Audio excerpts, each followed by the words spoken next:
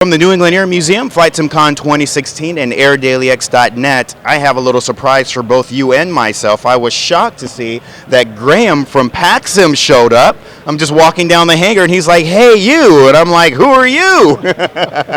And this is really exciting because I was not expecting you to be here. Right. A few other developers have also shown up, and I wasn't expecting them as well. So this is like the icing on the cake. Well, thank you very much. I mean, I didn't actually thought of getting here, but by coincidence, I guess my wife wanted to take a trip all the way to Boston, so we all took the trip here, and I said, listen, I have to go there and see what's happening. Yes. And that's why I popped in here, and what a pleasant surprise to see a lot of people here. I didn't expect the crowd to be that, plenty.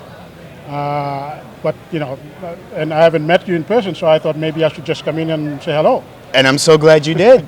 So I had to get an interview with this guy. So tell me, Graham, because we don't know that much about you, but we certainly know your projects, your products. You call it PacSim, which means that you focus largely on Pacific Island simulations. But what led you to starting up your own development company? Well, what actually inspired me to start doing basically scenery design was the lack of scenery from the Pacific and Asia.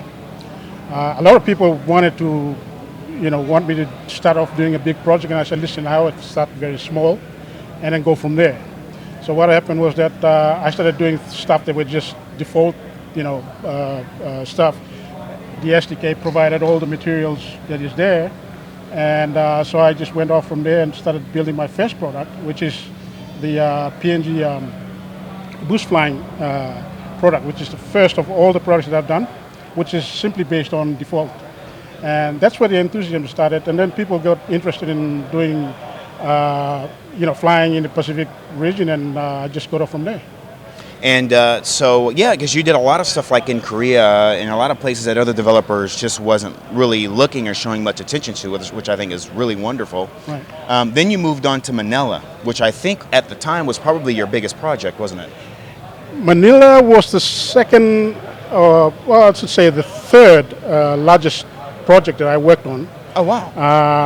I think the first one that I really had a hard time trying to get, wrap my head around was the one in China.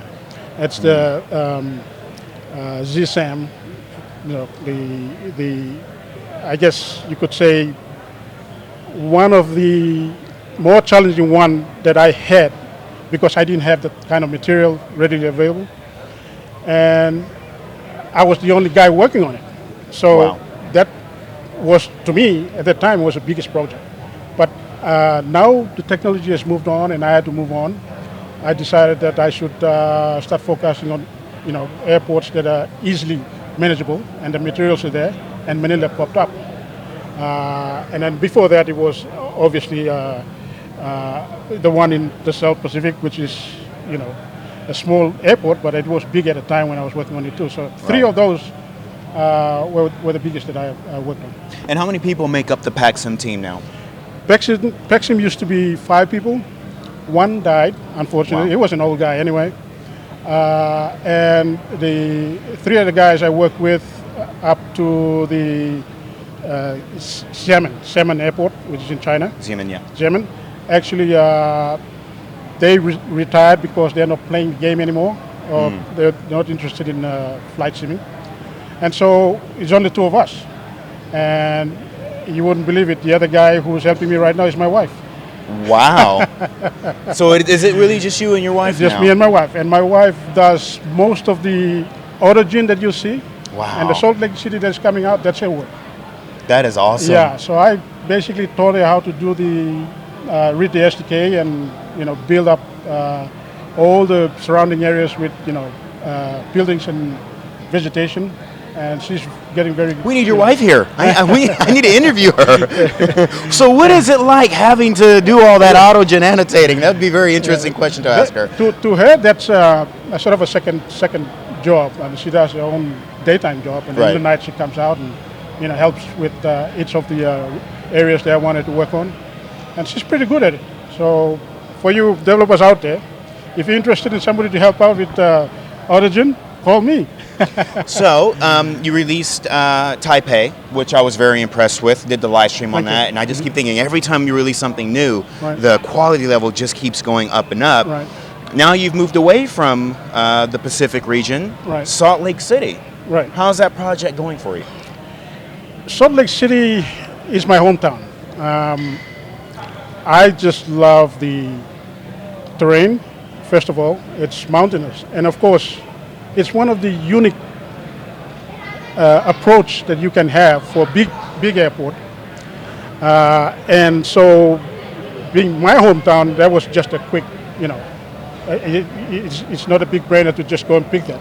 I live right there, and I walk down to the airport every now and again to get all the pictures and stuff, meet other people, and talk about the airport. And so, when we were done with Taiwan, I said, that's it, I'm going to start this one, and I'm going to take it right through until I complete it.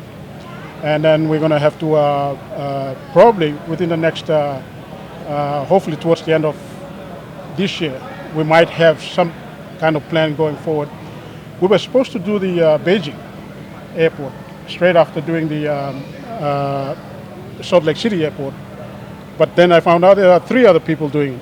So I decided maybe I should consider whether I should do it or not. Right. And it might be one of the U.S. airports again, or it might be something outside the Asian region, because a lot of people, especially developers, they think that the market is just here in Europe, United States and Right. Europe. But it's not. It's not. Based on sales and based on market that I've seen and statistics that I got, I'm telling you that Asia is where the market is right now. And actually, I have a curious question about that, because one of the things that I've learned is the Japanese market seems to be really big, and I'm actually curious because you did do Nagasaki, thank you. And I'm actually curious how the sales were for that project, because I've seen some of the other developers out there. The quality is not as good as yours in my own opinion, but they can sell these things at like $60 and $70, and they're like #1 on Sim Market for like 3 weeks. Right. How did that work out? Well, so far, in Nagasaki's case, so far, what's the Japanese company that did the same thing as we did? Was it Wing Creation? Wing Creation. Yeah. And I think there's some kind of, and I'm not going to be, I don't want to sort of put anybody off, but there's some kind of psyche there in the Japanese market that if one of them that builds it, everybody will buy it. So we built it 3 months into it when they announced they were going to do it too. And in the process, we sort of diluted the interest. And I see.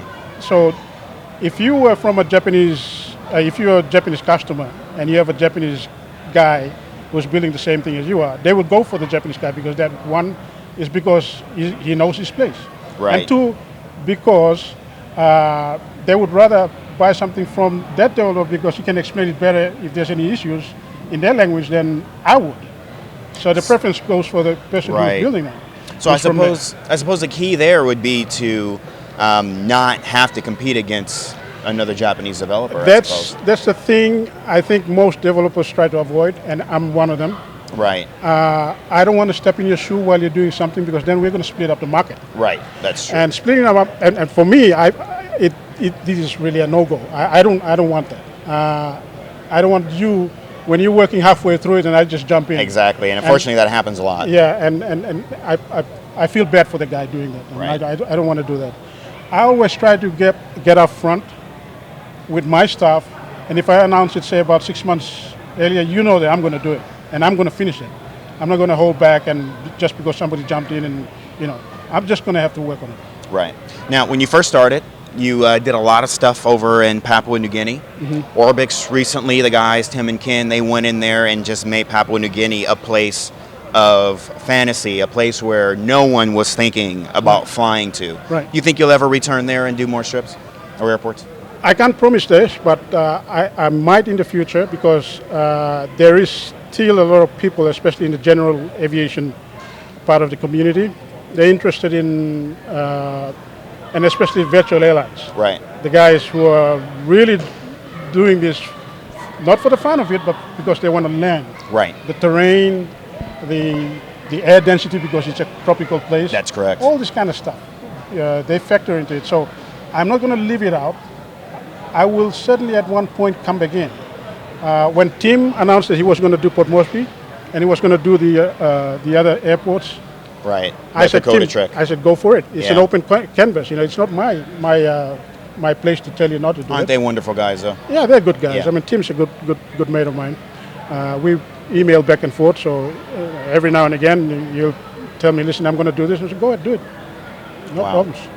Well, we are really, really looking forward to Salt Lake City. I certainly know I am. Those screenshots that you posted, I think it's been about 3 or 4 weeks ago, but Yeah. they look really, really impressive. Oh, thank you. And without a doubt, I know that I was talking to you a little bit earlier or yesterday, Yeah. about performance and how the hell do you do it, because all of your sceneries are just Yeah. like 70 FPS in the PMDG 777 on Final Yeah. Approach. So, I mean, you're really good at how you optimize your scenery. So Well, thank you. I'm really looking forward to that. Yeah, well, we always have that in mind. I mean, what would a guy with a mediocre system, appreciate the things that we build on his system if it doesn't perform that well? Right. And we always have that as priority. I don't care about textures. I don't care how nice it looks. It has to, first of all, be fluid. Right. Then all the other things fall in line. And after I'm done with doing everything, then you'll see me tacking other things on. I'll take in the texture to 2048 instead of 1024. So that's basically how, I structure my work, to make sure that, first of all, somebody enjoys the product, because it has to be on his system. Right. And at the end of the day, he paid for it, all right? And he expects that product to work as expected, Right. Not buy something and then suddenly he bogs down the system and then he complains to me. Because at the end of the day, I'm only one guy. I can't be answering thousands of emails on why Right. the product is not working as it's supposed to. So that is a very important factor when I'm always designing. That's amazing. Yeah. Graham, thank you so much for taking the time to stop down. I know there's a lot of things going on with Right. you and family, and you're Yeah. on your own trip, but it certainly means a lot to me and certainly everyone else here that we got to meet you and get to know a little bit about you and PacSim more in depth and in person. Well, thank you very much for having me. You've been very really successful, happy to and be I here. wish you more continued success. Will do. Thank you very much. Thank you.